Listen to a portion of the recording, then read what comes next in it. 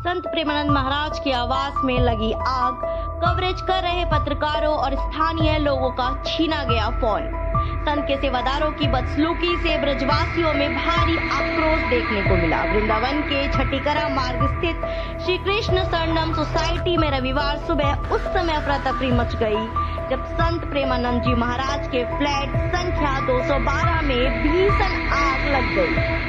आग लगने का प्राथमिक कारण बिजली का शॉर्ट सर्किट बताया जा रहा है। हालांकि घटना के दौरान महाराज के सेवादारों द्वारा स्थानीय लोगों, पुलिसकर्मियों और पत्रकारों के साथ की गई अभद्रता ने मामले को और भी गर्मा दिया है। साथ ही मिली जानकारी के अनुसार फ्लैट में अचानक धुआं और आग की लपटें उठते देख आसपास के लोग मदद के लिए दौड़े। गनीमत ये रही कि प्रेमानंद महाराज पिछले 1 महीने से राधाहित कैलीकुंज में निवास कर रहे हैं, जिसके कारण एक बड़ा हादसा टल गया। घटना की सूचना मिलते ही स्थानीय पुलिस और दमकल विभाग की टीम ने मौके पर पहुंचकर आग पर जल्द काबू पा लिया। मौके पर उस समय तनाव व्याप्त हो गया जब महाराज के सेवादारों ने कवरेज कर रहे पत्रकारों और वीडियो बना रहे स्थानीय लोगों को जबरन रोकना शुरू कर दिया।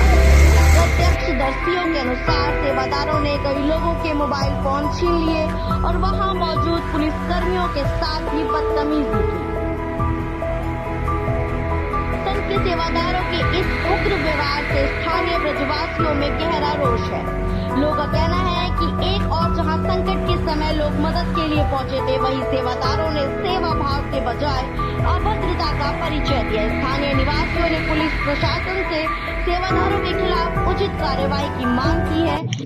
सर बताइए कि सोसाइटी में आग लगी है, कहाँ लगी है? ये वृंदावन में श्री कृष्ण शरणम सोसाइटी में 2nd फ्लोर पर आग लगी थी। इस संबंध में फायर ब्रिगेड को भी बुलाया गया था, लेकिन आग जब तक बता रहे हैं कि बुझ चुकी थी, लेकिन फायर ब्रिगेड ने फिर भी अपनी कार्रवाई की है और उसको बुझा दिया गया है और फायर ब्रिगेड वापस कर दी गई है। किस कारण से आग लगी थी? शॉर्ट सर्किट से आग लगी थी, बता रहे हैं कि शॉर्ट सर्किट से आग फ्लैट था। अब ये नहीं बता सकते, कुछ महात्मा लोग रह रहे हैं उसमें, लेकिन किसका है ये तो अभी बाद में जानकारी जांच के बाद ही पता लगेगा। और इन लोगों ने किस तरह की घटना हुई थी यहाँ पे?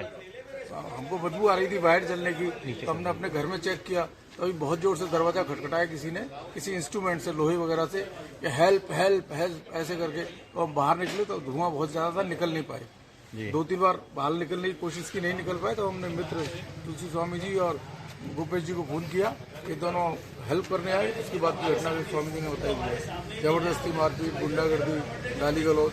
ऐसा बताया जाता है कि यहाँ पे भी पिछले दिनों में भी लगातार यहाँ पर इस तरह की अराजकता का माहौल यहाँ रहता है। हाँ, रहता है अराजकता का माहौल रहता है। जिन लोगों ने आज बदतमीजी की है ना, अगर उनके ठीक से यहाँ वीडियो अगर कुछ चेक हो जाए ना, मालूम पड़ जाए ना, वो निश्चित रूप से गुंडे निकले।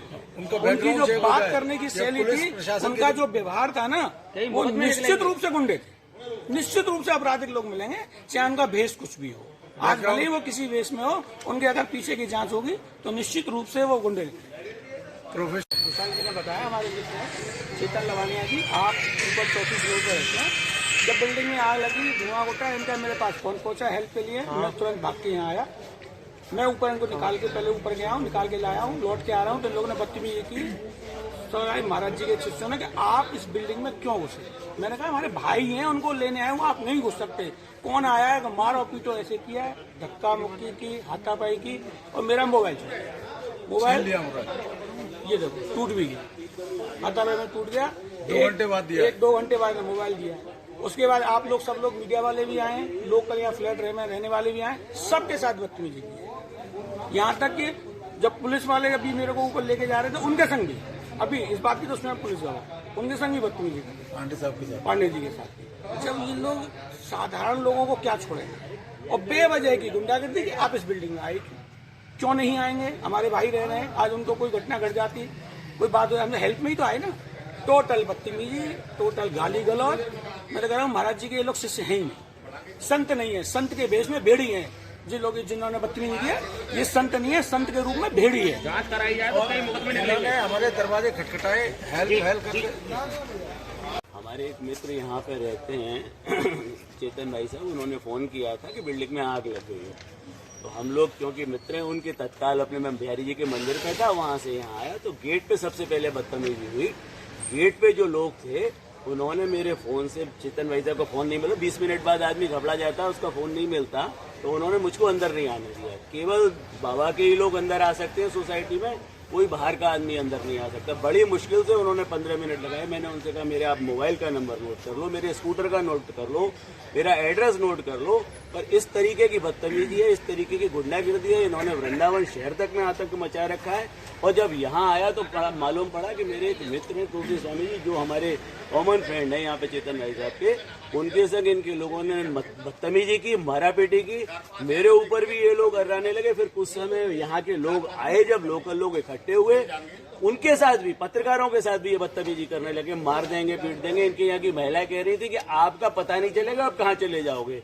तो ये बाबा के जो भक्त हैं, जो ये कह रहे हैं कि आपका पता नहीं चलेगा, आप कहाँ चले जाओगे, महिलाएं कह रही हैं, तो मैं समझता हूँ इससे बड़ा गुंडा कोई नहीं है। ये बाबा गुंडा है, इनके लोग गुंडे हैं। क्योंकि इतने दिन संग रहने के बाद, पीला वस्त्र पहनने और माथे पे धूल लगाने से, अगर इनकी आज भी वृत्ति यही है, और मुझे लगता है इन्होंने कोई काले कारनामे यहाँ जलाए थे, किसी तरीके की आग नहीं थी, उसमें किसी को या तो मारने मुरने का प्रयास रहा होगा या कोई और चीज रही होगी।